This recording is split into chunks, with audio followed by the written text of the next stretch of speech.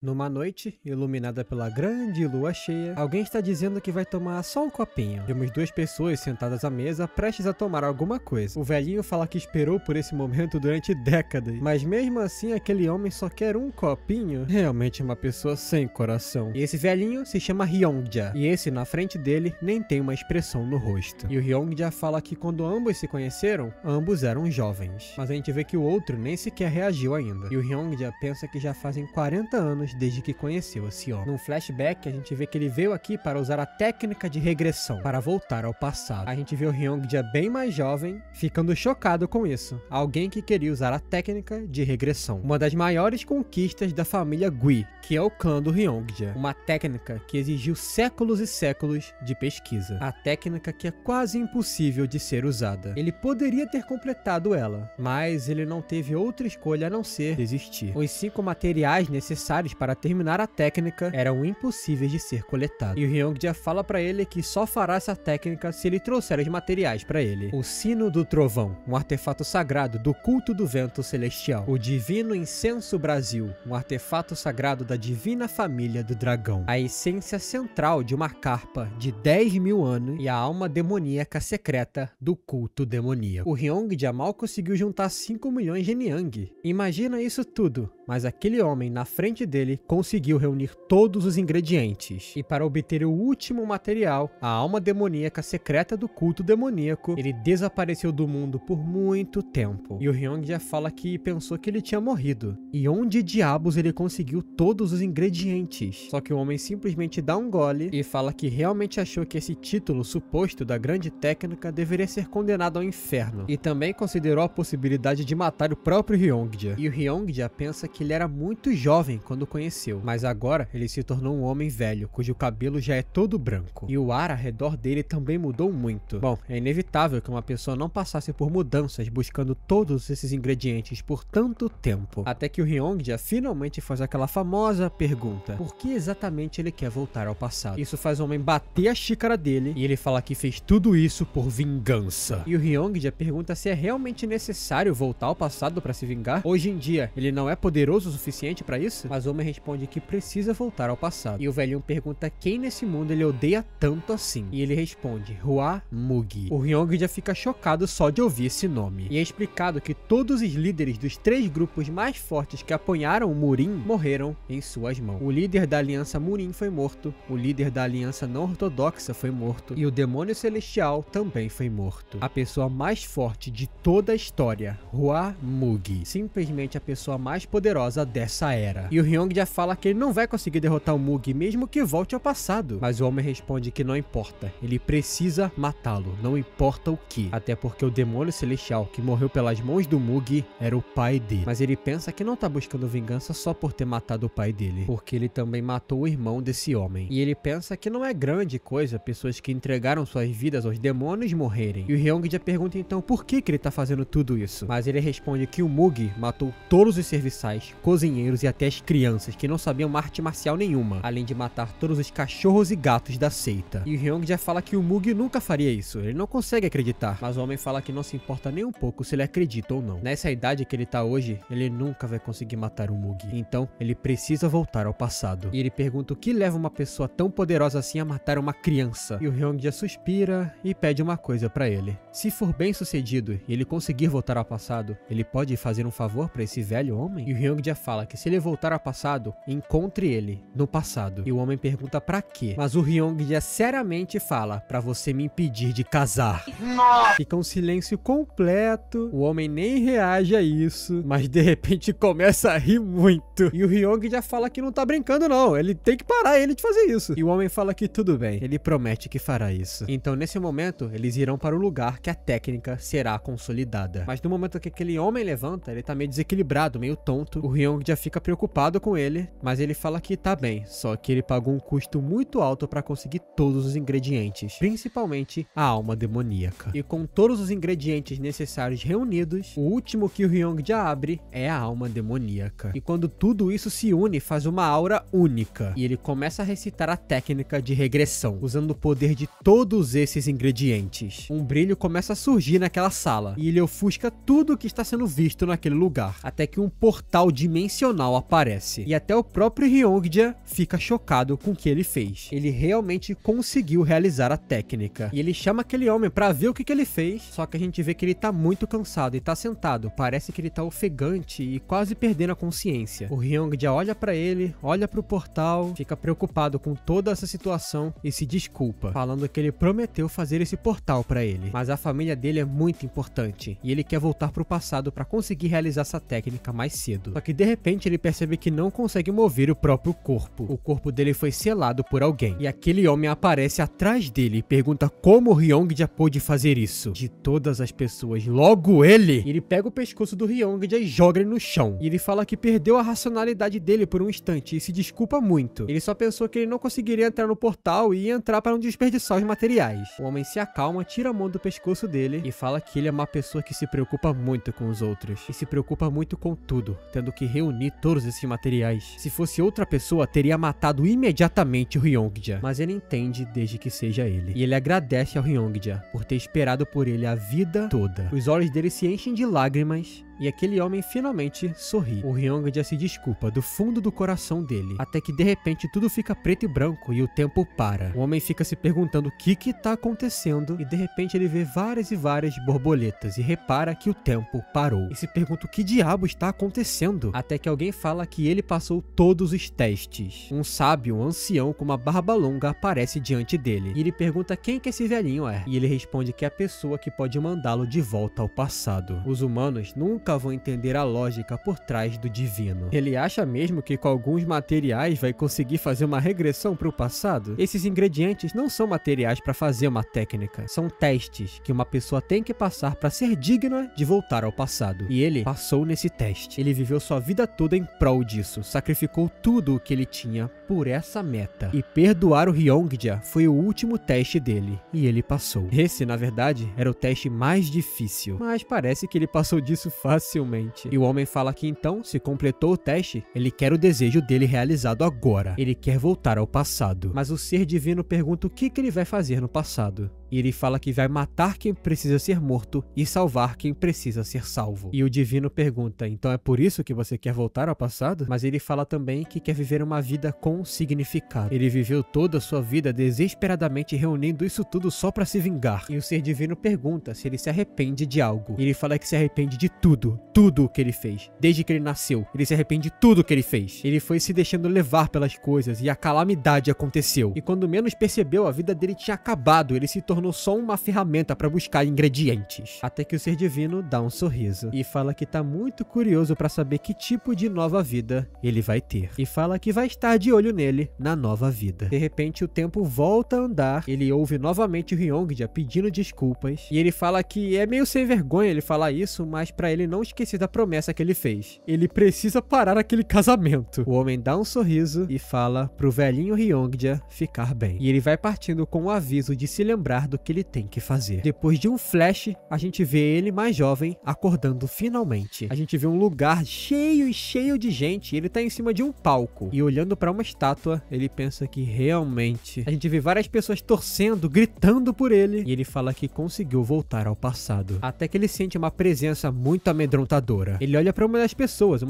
importantes, sentada no trono. Aquela pessoa encara ele de volta. E ele reconhece como seu pai. O pai dele não tava entendendo muito porque estava sendo encarado pelo seu filho, mas ele simplesmente dá um sorriso pro seu pai. Até que uma pessoa pergunta, ô jovem mestre, vai ficar quanto tempo parado aí? Até porque eles precisam lutar logo. E a gente vê que tem um homem muito musculoso com uma grande espada parado diante dele. E ele voltou pro passado bem antes de começar uma luta. E ele começa a se lembrar de que dia é hoje. Hoje é o dia do torneio entre os demônios. E é explicado que o pai do prota, o demônio celestial, declarou que não iria limitar a seleção do próximo líder do culto somente à sua própria linhagem. E esse, é claro, causou um alvoroço dentro do culto, porque isso significa que qualquer um poderia se tornar o demônio celestial no futuro, desde que fosse mais forte. E o demônio celestial falou que isso seria muito sério, e anunciou o torneio do novo demônio, e lançou uma competição de luta entre os próximos líderes geracionais do culto. E o vencedor do torneio do novo demônio teria a chance de desafiar um dos filhos do demônio celestial, e quem ganhasse essa luta ganharia um desejo para o demônio celestial realizar. E aquele homem com com a grande espada, fala que o Prota já poderia desistir enquanto ainda dá tempo, mas ele não se deixa abalar e nem reage a isso. E o Prota fala que se lembra agora, naquela época ele se sentiu muito ofendido por ter escolhido ele, porque aquela decisão significava que ele achava que ele era um alvo mais fácil do que o irmão mais velho. Mas na verdade, olhando pro passado, na verdade não foi esse o motivo que levou a ele ser escolhido. Alguém tinha subornado o cozinheiro da cozinha dele e pediu para ele misturar um veneno dispersor de energia no arroz dele, para que ele não pudesse recuperar a energia dele temporariamente. E ele perdeu a partida por conta desse truque sujo. Ele contou ao pai dele o que aconteceu, mas ele não disse nada. Na verdade, ele só encarou com olhos que pareciam culpá-lo por ter caído em um truque tão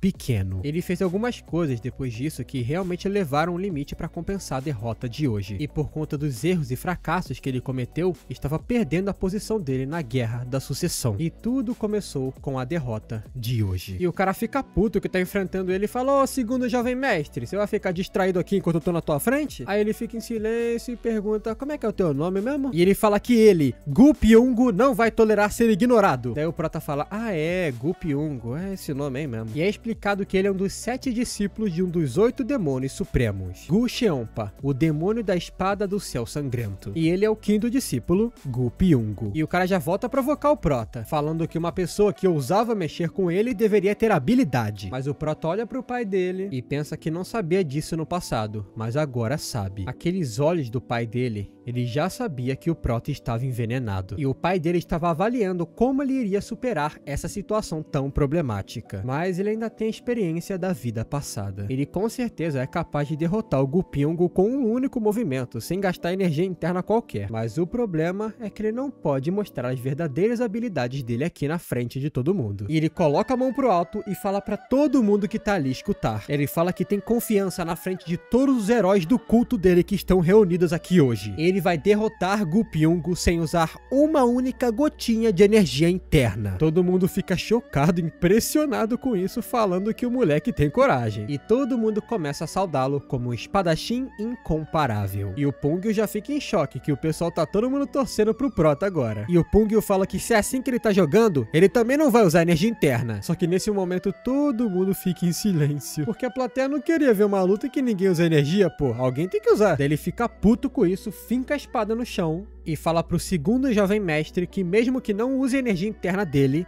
é melhor se lembrar de que a espada do Pungyo não tem olhos. Ela corta qualquer coisa que acertar. Mas enquanto isso, o Prota tá pensando que se sente muito estranho nesse corpo. Um corpo muito jovem, ele fica se perguntando se vai conseguir se mover do jeito que quer. E o Pungyo desafia ele a sacar a sua espada. Mas o Prota fala que acha que nem precisa de uma espada pra lidar com ele. O pessoal da plateia começa a rir, zoar a cara do Pungyo. E o Pungyo fica puto e fala que não vai matá-lo, só porque ele é o filho do líder do culto. Mas vai arrancar os 2 braços dele e partir pra cima com uma ferocidade. Mas o Prota se esquiva facilmente do primeiro ataque. E o Prota pensa que isso é bom. O corpo dele tá conseguindo responder legal. E ele se esquiva como se fosse uma sombra do próximo ataque. Ainda manda o mortal pra trás só pra tirar onda. E o Prota pensa que o coração dele bate muito mais rápido nessa idade. O Pungyo já fica nervoso e fica se perguntando por que ele tá dando risadinha. Mas agora é hora do Prota partir pra cima. E com uma cotovelada no peito, o coitado do Pungyo nem consegue reagir e já toma um gancho no nariz. E o Prota sai arrancando sangue, dente da boca dele e continua metendo socão, soco na cara, soco na barriga, metralha o Pungyo de soco. O cara simplesmente nem consegue reagir a tudo isso e só cospe sangue. Quando ele tava lá todo ferrado, quase derrotado, o Prota agarra o pulso dele que tá segurando a espada e o Prota pergunta se foi essa mãozinha aí que mandou envenenar a comida dele. E o Pungyo já viu que vai dar merda,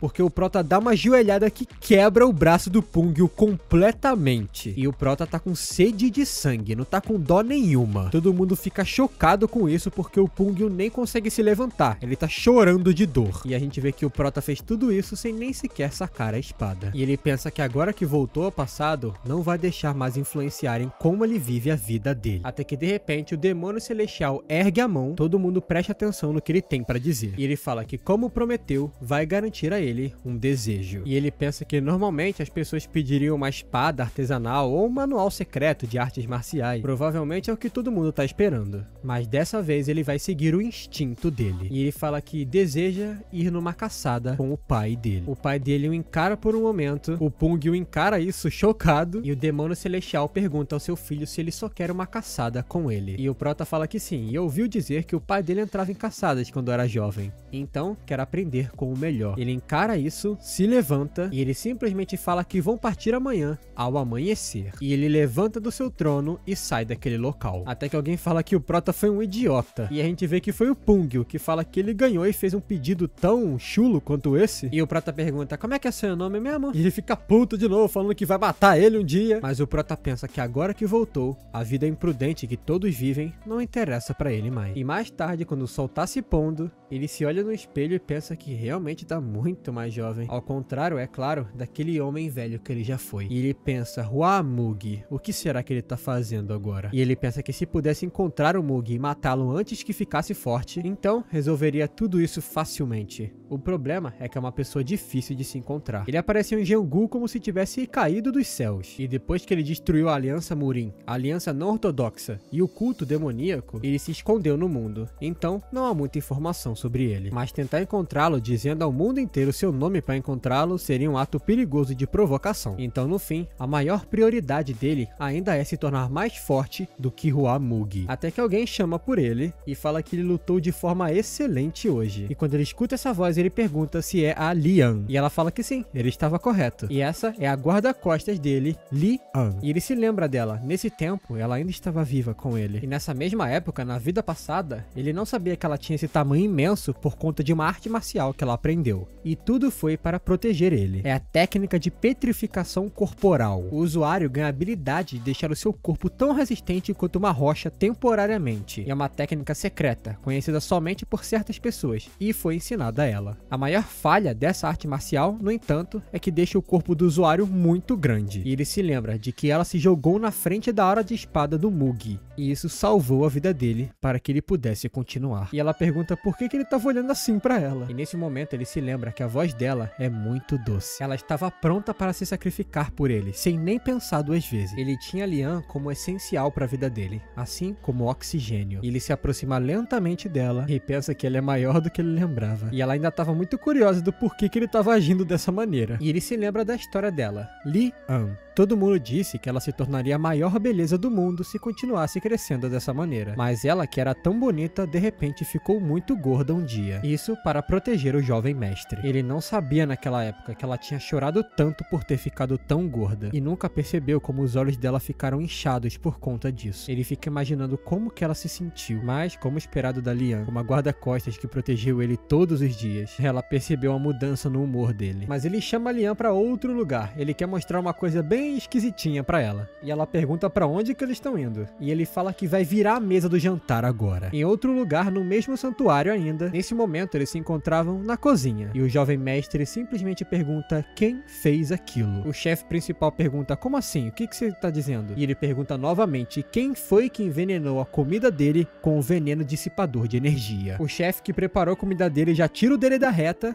mas o jovem mestre pergunta se ele já perdeu os 3.000 Niang que recebeu pra fazer isso. E o Prota pensa que esse garoto contraiu uma grande dívida porque ficou viciado em jogos de azar. Ele gastou o dinheiro inteiro da família dele e pegou até dinheiro emprestado com amigos. É por isso que ele ousou fazer algo tão louco como envenenar a refeição do jovem mestre. E ele desesperadamente ajoelha e pede perdão. Ele foi cego pelo dinheiro e cometeu um grande erro. E ele pergunta se foi o Pung o que procurou ele pessoalmente para dar o dinheiro. E o chefe fala que foi ele sim. Mas nessa hora, o Prota não perdoa e simplesmente decapita o chefe. Os outros ficam chocados com isso, obviamente. E ele fala que isso foi ridículo e vergonhoso da parte dele. Como ele ousa envenenar a comida, sendo que cozinha pra todo mundo desse lugar. E o chefe principal, mais velho, fala que toma responsabilidade por isso e se desculpa com o jovem mestre. Mas o jovem mestre fala que ele não tem culpa disso. Não foi ele que envenenou a comida. Mas o velhinho fala que é responsabilidade dele cuidar da cozinha. Daí o Prota pensa um pouco e pergunta, então, chefe, tudo que acontece dentro desse culto é culpa do pai dele? O grande demônio celestial? E o jovem mestre fala que não. É claro que não. Então por que ele tá tentando tomar responsabilidade por algo que ele não fez? E ele só fala pra pararem de conversar ali e ficarem de bobeira pra começarem a fazer logo o jantar dele. E ele fala que quer macarrão com frango, porque faz tempo que ele não come. E o chefe só fica chocado com isso sem reação. Mas a Lian pergunta, ué, mas você não comeu isso há uns diazinhos atrás? Aí o Prota olha pra ela, se lembrando que ele voltou no passado. Ela fica encarando ele, esperando uma resposta, mas ele pensa que pra ele fazem décadas que ele não come esse prato. E no amanhecer do dia seguinte, no pavilhão do demônio celestial, a gente vê o demônio celestial preparado para sair na caçada. E o pai pergunta pro Prota o que é isso tudo que ele tá levando. E ele fala que são só umas coisinhas que ele vai levar para esses próximos dias. E o demônio celestial fala que pretende caçar por somente um dia. Mas o jovem mestre fala que, quem sabe, talvez ele goste e fique mais um tempinho caçando. E o demônio celestial fala que o filho dele tem um sonho muito ambicioso nessa cabecinha dele. E eles vão caminhando dentre essas altas montanhas, essa cadeia de montanhas. Lá embaixo, na floresta, lá estão eles. E o demônio celestial fala que o filho dele é melhor do que ele esperava. E o Prota pensa que talvez o pai dele tenha percebido as habilidades que ele desenvolveu na vida passada. Então é melhor contar pro pai dele do que esconder de verdade. E ele fala que estava escondendo suas habilidades. E o pai dele fala que notou isso. E o Prota explica que ele não é um gato que fica só sibilando. Ele é um animal que está escondendo suas garras. E o pai dele pergunta por que uma besta esconderia suas garras. E o Prota fala, pensando por esse lado. E ele fala que é por isso que o filho dele é somente um gato ainda. E ele pergunta pro seu filho também quanto da arte da espada plana ele dominou até o momento. E o Prota pensa, a arte da espada voadora é passada somente para a linhagem sanguínea do demônio celestial. E é considerada uma arte marcial extremamente avançada, semelhante às artes marciais aprendidas pelos demônios supremos. E ele fala pro seu pai que dominou ela completamente. De repente um disparo acontece bem do ladinho do rosto dele, ele consegue desviar. E ele pensa que se não tivesse esquivado disso, com certeza estaria morto. E o pai dele fala, você dominou mesmo. E o Prota fala, você queria testar se eu tinha completado mesmo tentando me matar? E ele pergunta o que aconteceria se ele não tivesse esquivado. E o pai dele fala que ele simplesmente teria pago o preço por ter mentido pra ele. Dominando essa técnica, ele conseguiria desviar de qualquer jeito. E o Prota fala que mesmo assim o rosto dele é muito bonitinho, parecido com o dele. Depois dele falar isso, o pai só encara ele. E o Prota pensa, será que eu falei demais? Mas o pai dele se vira e fala que pra dominar uma técnica dessas na idade que ele tem, é realmente digno de louvor. E o Prota fica impressionado que o pai elogiou ele. E eles continuam a trilha deles. E ele fala bem baixinho, obrigado, pro seu pai. Um pouquinho mais tarde, eles param pra fazer o rastreamento. O pai dele tava analisando as evidências ali. E o Prota pergunta com quem que o pai dele aprendeu a caçar. E ele responde que foi com o irmão mais velho dele. E o Prota pergunta, eu já tive um tio? Só que o demônio celestial fala que matou ele. Na idade mais ou menos que o Prota tava. Depois de falar uma pedrada dessas, ele vai indo embora. Mas o Prota fala que ele fez bem fazendo isso. Porque senão, ele mesmo nem teria nascido. O pai dele só encara ele em silêncio, mas dessa vez não vai embora e fica parado no lugar. E o Prota pensa que até mesmo o pai dele, o grande demônio celestial, se machucaria emocionalmente tendo que brigar com sua própria família. Ele viu muito disso na vida passada dele. Quanto mais forte uma pessoa parece por fora, mais profundas suas feridas podem ser. E o pai dele fala que não houve outra solução naquela época. E o Prota pensa que ele não conseguiu encontrar uma forma de vencer a guerra do sucessor sem matar seu próprio irmão. E o Prota fala que espera que o pai dele não pense que ele pode fazer isso. Ele não pode fazer o que o pai dele não foi capaz de fazer. E o pai dele mesmo sabe que não tem nem a necessidade de considerar isso, porque o irmão mais velho dele é vil e cruel. O demônio celestial encara o seu próprio filho, enquanto ele tá lá atrás pensando no que falar novamente, e o pai dele simplesmente fala que tá falando mal dele só quando ele não tá por perto, não é? E um tempo depois, ainda nessa grande cadeia de montanhas, a gente vê eles escalando uma dessas grandes montanhas. E o Prota tá pensando que não se casou nem na vida passada dele, e é por isso que ele não sabe o sentimento de ter um filho. Então, ele tá muito curioso sobre isso. Qual é o sentimento que um pai sente por um filho? E quando eles sobem, o pai dele tava esperando ele chegar, e ele pergunta por que ele tá olhando ali. Tem alguma coisa? E o pai fala que tem. O jantar deles. E o Prota fala então que eles têm que se adiantar pra matar. Mas o pai pergunta como que ele pode matar alguma coisa que ele nem tá vendo. Primeiro, ele deve fechar os olhos e sentir os arredores dele. E ele obedece seu pai, fechando seus olhos. E o Prota pensa que quando os artistas marciais tentam descobrir seus oponentes, eles sentem as vibrações no ar ao redor. As pessoas normalmente se referem a isso como fluxo de energia de um ser. Mas o único fluxo que ele consegue sentir é o do pai dele, que é extremamente agressivo. E o pai dele começa a guiá-lo de como fazer isso. Agora, ele deve enviar uma onda de energia em linha reta. E sem quebrar essa energia, torná-la cada vez mais fina. e pensa no corpo dele como se fosse um novelo de lã. E o nosso prota vai se concentrando, se esforçando para fazer aquela linha de energia fina sem se quebrar. E o pai dele fala que ele tem que descarregar essa energia lentamente, como se estivesse puxando um fio desse novelo. E a gente vê que o prota consegue fazer essa linha que vai seguindo em linha reta até que ele sente alguma coisa. O pai pergunta se ele alcançou algo e ele fala que sim, ele consegue sentir. E o pai dele pergunta o que ele acha que é. E analisando essa onda, essa vibração, o prota fala que é uma árvore. E o pai dele fala para ele continuar procurando nas proximidades, bem devagar. Ele vai se esforçando, tentando achar alguma coisa com a energia dele, até que finalmente encontra uma criatura. E ele fala que é um javali selvagem. Ele fala que é um javali, mas parece mais com um urso. Ele tem um corpo muito longo para um javali. Mas o pai dele assegura que é um javali selvagem, sim. O pai dele percebe que o filho dele estava muito concentrado e ele fala que no início não conseguiu adivinhar corretamente também nessa distância. Mas o prota fala que ele foi abençoado com um corpo que aprende artes marciais muito rapidamente. Então isso não foi tão trabalhoso para ele. E um pouco mais tarde eles já estão assando aquele javali para comer.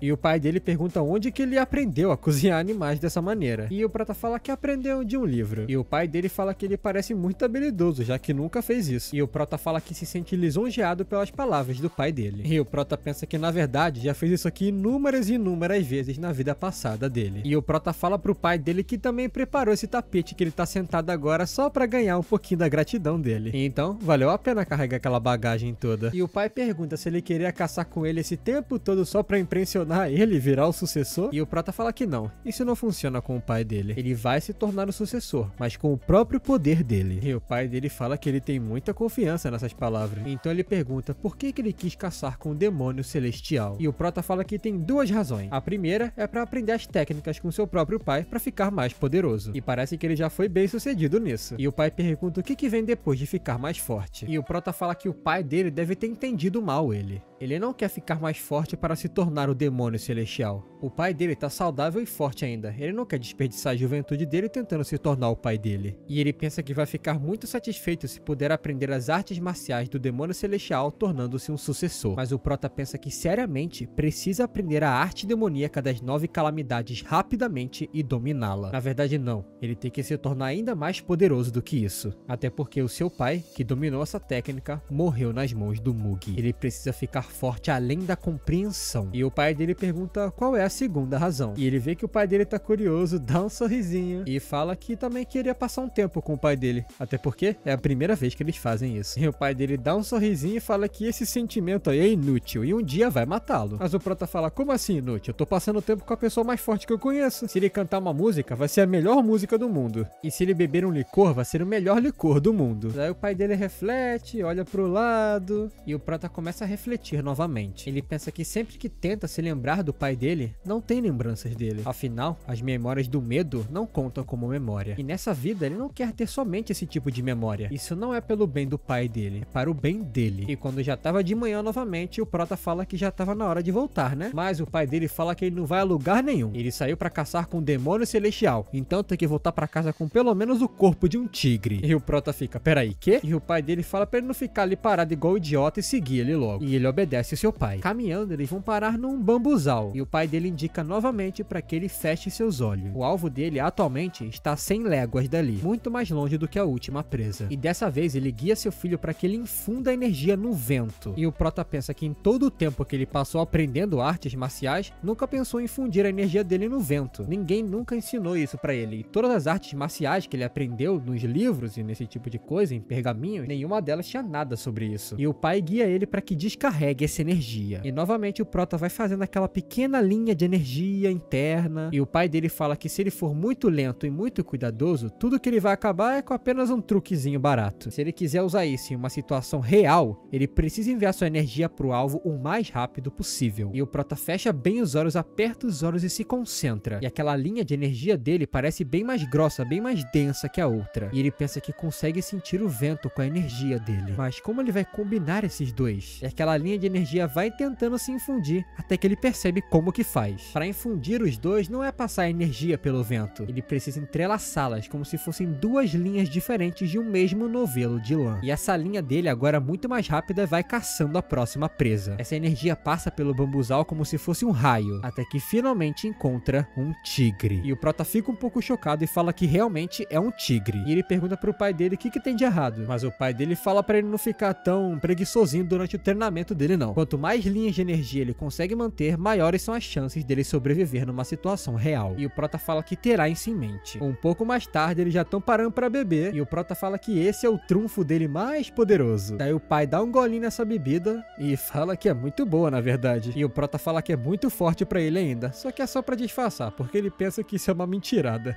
E o pai dele fala que um humano demoníaco nunca falaria que uma bebida é forte demais. E o Prota fala, ué, e daí se eu não consigo beber? Ter o coração depravado é muito mais importante pra um demônio do que beber bebida forte. E o pai pergunta, coração depravado, você? E o pai dele pergunta pro filho se conseguiria matar ele ali pra que ele pudesse sobreviver. E ele fala que é claro que não. Como que uma criança poderia matar seu próprio pai? Mas o Prota pensa que isso é mentira também. Se tivesse motivo suficiente pra matar o pai dele, então poderia fazer isso. E é a primeira vez que ele tem uma conversa adequada com seu próprio pai. E ele pergunta novamente pro pai dele, como que eu te mataria? E o pai dele fala que se ele tá na dúvida, então ele não tem um coração depravado assim como ele diz. E o Prota fala então que ele vai ter que aprender a beber bebida forte. E dá mais um gole naquela bebida. E o pai dele o observa pensando em alguma coisa. De noitinho agora a gente volta pra seita e o Prota já estava meditando pra cultivar o seu poder. Ele estava cansado, mas estava feliz com o próprio resultado. E ele pensa que depois de se concentrar em alguns dias de treinamento, desde a regressão dele, agora ele é capaz de infundir livremente a energia dele pelo vento. E também consegue manter 3 até 4 linhas de energia por aí. E ele não esperava que o pai ensinasse a descarregar a energia dele pra verificar os arredores. Isso que ele acabou de dominar é praticamente uma vida extra, porque dessa forma consegue perceber aonde está o inimigo e de onde ele vai atacar. E se ele continuar treinando e se tornar capaz de liberar mais de 10 linhas ao mesmo tempo, talvez ele consiga neutralizar qualquer técnica de furtividade usada pelos inimigos. Ele fica empolgado, mas logo se acalma um pouco. Isso porque ele pensa que até o pai dele, o mais poderoso que ele conhece, perdeu pro Mug. Isso porque o pavilhão celestial foi infiltrado. E é explicado um pouco sobre o pavilhão do demônio celestial, um lugar que foi totalmente guardado por 3 formações de barreira, 6 formações de armadilha e um grupo de elite cuidadosamente selecionado. Também existem 8 demônios supremos em 8 direções diferentes e seus subordinados protegendo o demônio celestial. No norte, os espadachins demoníacos da família da Espada do Céu do Norte, liderados pela Espada Suprema de um golpe. No sul, temos os espadachins demoníacos da família Espada dos Céus do Sul, liderados pelo espadachim da Espada do Céu Sangrento.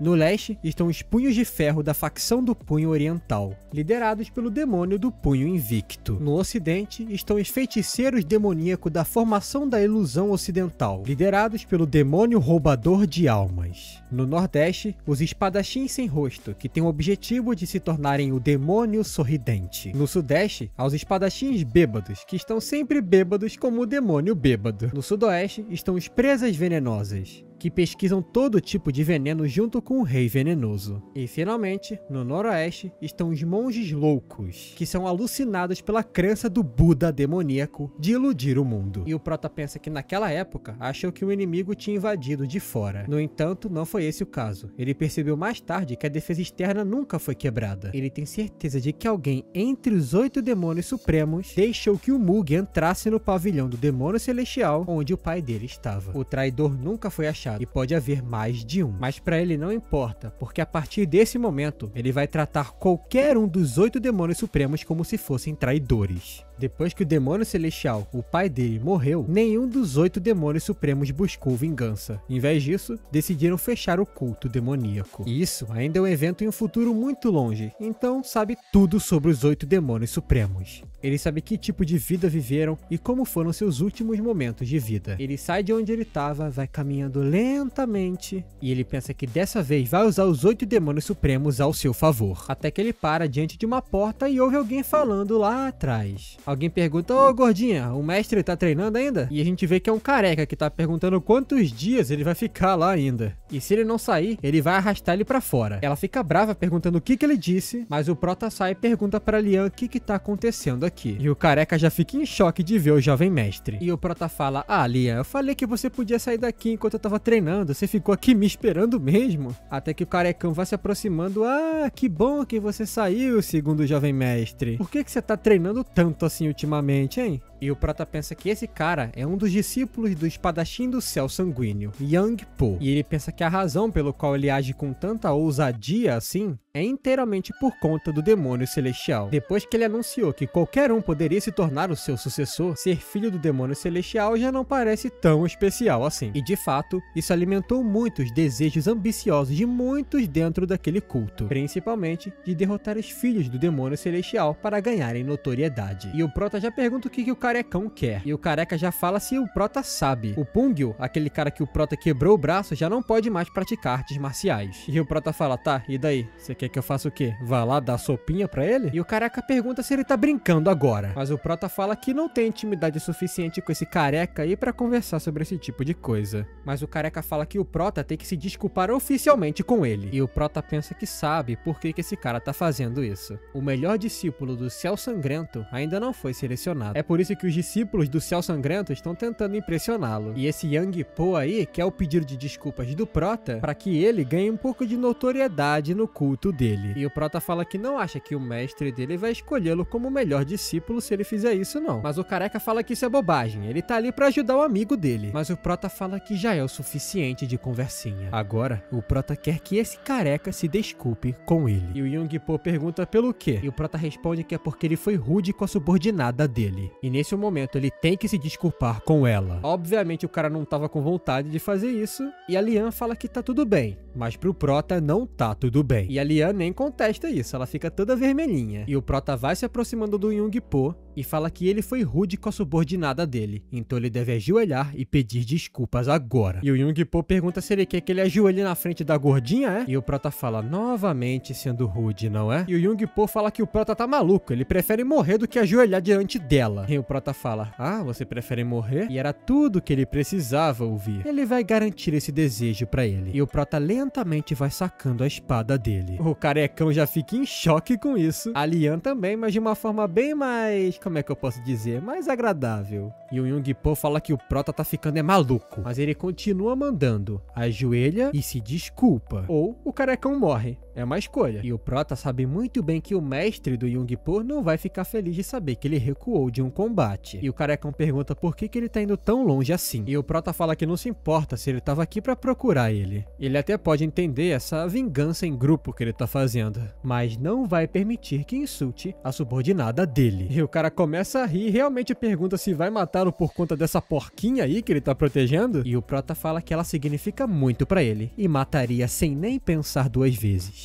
E o carecão se sente provocado e saca a espada dele também. O pessoal avisa o Yang Po que vai dar merda. A Lian tenta parar o mestre dela, mas os dois já estavam preparados para o combate. E o Yung Po fala que ele pode até ser o filho do demônio celestial, então por isso não o mataria, só arrancaria os braços dele. Mas o Prota nem reage a isso. E enquanto o pessoal tava lá, todo mundo nervoso do combate começar, tava tudo muito silencioso. A calmaria que prevém a tempestade. E o Yung Po parte pra cima primeiro, que erra o ataque, obviamente, e somente com um ataque o Prota atravessa a cabeça do Yung Po, enfiando a lâmina na boca dele. O pessoal que tava do lado do Yung Po fica muito chocado, a Lian também fica toda vermelhinha com isso, e o Prota fala que a boca dele foi a causa da morte dele. Ele usou essa boca para insultar a subordinada do filho do demônio celestial, e foi a mesma boca que se recusou a se desculpar. E nesse momento ele retira a lâmina, e sai junto com todo o sangue que tinha na cabecinha do Yung Po. E ele simplesmente cai morto, enquanto o Prota encara com aqueles olhos sem vida,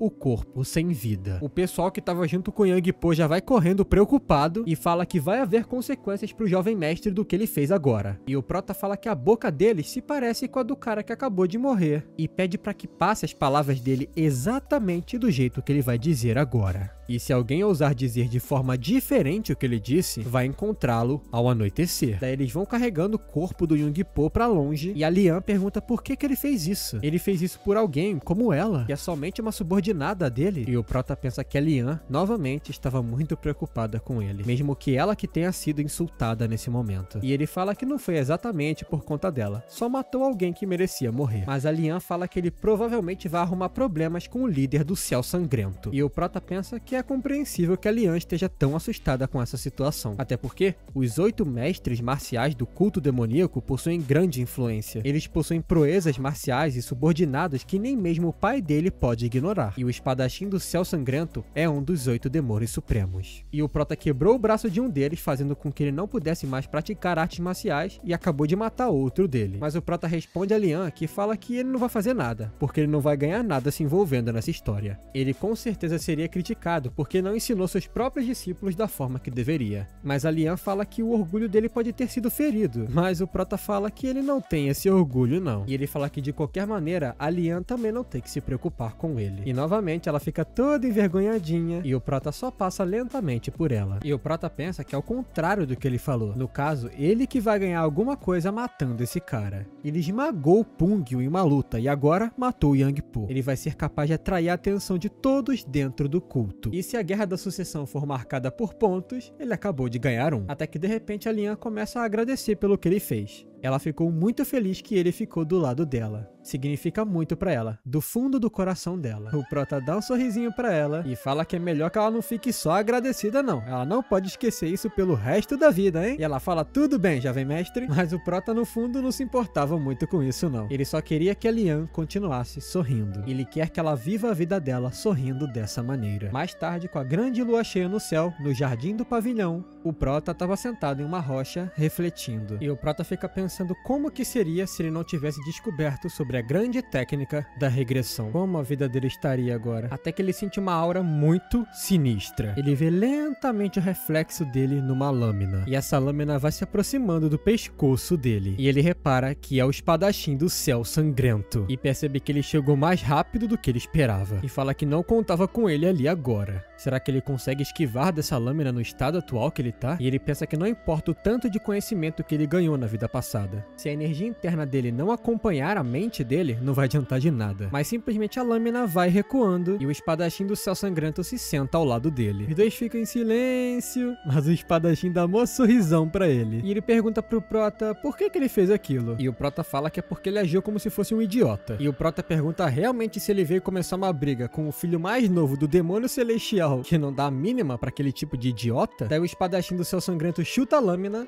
coloca ela novamente no pescoço do prota e pergunta se corta o pescocinho dele ali agora e vamos ver se o demônio celestial vai se importar com isso. Mas o prota fala que ele tem certeza de que a lâmina não vai cortar o pescoço dele se o espadachim do céu sangrento se lembrar dos olhos que o pai dele tem. Daí ele dá um sorrisinho, tira a espada do pescoço do prota e faz um corte na horizontal no chão e depois outro corte na vertical. O prota fica perguntando pra ele o que é isso. E ele fala que isso aí representa o quanto o demônio celestial se importa. O traço pequenininho é o prota e o grandão é ele. Daí o prota encara ele por um momento e ele se abaixa para apontar para aquela pequena pontinha que ficou sobrando. E o prota fala que deve ser maior do que isso, porque afinal de contas, ele é o filho do demônio celestial. O espadachim dá um sorrisinho de novo e ele fala que só vão saber caso ele mate o prota ali e carregue a cabeça dele consigo, não é? E o prota fala que talvez ele esteja subestimando o amor de um pai por um filho. E ele fala que foi por isso que ele disse que é melhor testar para ver se é verdade. E ele já coloca uma intenção assassina enorme em cima do prota. E o prota fala que não tem problema não precisa testar. Até porque o demônio celestial tem 2 filhos, mas só tem um espadachim do céu sangrento. E ele fala que parece que o prota não é tão idiota assim quanto o discípulo dele. E o prota fala que se o discípulo dele fosse tão inteligente quanto o mestre, estaria vivo. E o espadachim da lua sangrenta fala pro segundo jovem mestre que ele viveu a vida inteira dele com azar. E espera muito que não tenham que se encontrar novamente. E o prota fala que vai se lembrar disso, não tem problema nenhum. E quando ele repara, o cara já desapareceu completamente. E quando ele olha pra cima chocado, o cara já tá voando praticamente. Até que o prota de repente sente uma dor, ele vai dar uma olhadinha e debaixo da camisa dele, ele vê que tem 2 ferimentos. Tem 2 roxos, como se fossem 2 inchaços. E o prota se lembra de uma hora que o espadachim colocou a espada dele, o cabo, né, perto do tórax do nosso prota. E só de encostar e fazer um pouquinho de força, fez esses ferimentos. E ele pensa que aquele velho é amaldiçoado, não é possível. E o prota pensa que o espadachim do céu sangrento parece agir por impulso, mas não é o caso. Ele calcula e planeja tudo meticulosamente. E o fato dele ter repetido 2 vezes que levaria somente a cabeça dele pro pai dele, significa que ele realmente estava pensando em fazer isso. E ele pensa que deixou uma impressão profunda quando lutou com o discípulo dele. e provavelmente achou que o desejo de caçar junto com o pai dele era único. Então, provavelmente sentiu a necessidade de testar o protagonista. Já é claro que ele tinha matado um de seus discípulos, além de tudo que ele tem feito por agora. E o prota pensa que ele provavelmente testou para ver se ele é digno de se tornar o sucessor. Então, quer dizer que o primeiro oponente dele para se tornar um sucessor é o espadachim do céu sangrento? Em outro momento, novamente, o prota estava meditando. A gente vê que a energia interna dele já está muito maior, e os fios dele muito mais longos e precisos, até que ele sente e ouve alguma coisa estranha, e o prota sobe no telhado para ver o que é, e ele se depara com o pai dele, o demônio celestial, e ele fala pro seu filho que ouviu falar que ele matou um dos discípulos do céu sangrento, e ele fala que sim, aquele discípulo mereceu a morte que teve, e o pai dele fala que não importa se ele mereceu ou não, o espadachim do céu sangrento veio conversar com ele para resolver esse assunto, e o céu sangrento quer que o prota receba uma punição, e o demônio celestial fala que realmente foi bem inesperado, já que ele não é alguém que normalmente faz um pedido sobre a morte de um discípulo dele, e o prota pensa que o demônio da espada do céu sangrento tá tentando testar o relacionamento que ele tem com o pai dele, ele quer ver se o pai vai puni-lo ou não, e também qual castigo ele vai receber, então ele também vai descobrir se o pai o considera um sucessor, e o demônio celestial fala então que pretende puni-lo, e o prota fala que não tem justificação para ele puni-lo, mas o demônio celestial fala que uma justificação pode ser achada agora, e o demônio celestial se lembra da caçada deles, e se lembra que o prota perguntou em qual demônio supremo ele mais confiava, e o prota confirma que sim. Nesse flashback a gente vê que ele faz exatamente essa pergunta. O demônio celestial ficou em silêncio no momento, e o prota pensa que ele não quis responder naquela hora, e ele fala agora, no presente, que não confia em ninguém, nem nos demônios supremos, e ele continua dizendo que o filho dele disse que a hierarquia e a disciplina precisam ser organizadas dentro desse culto, e o pai dele não quer ouvir o tipo de merda de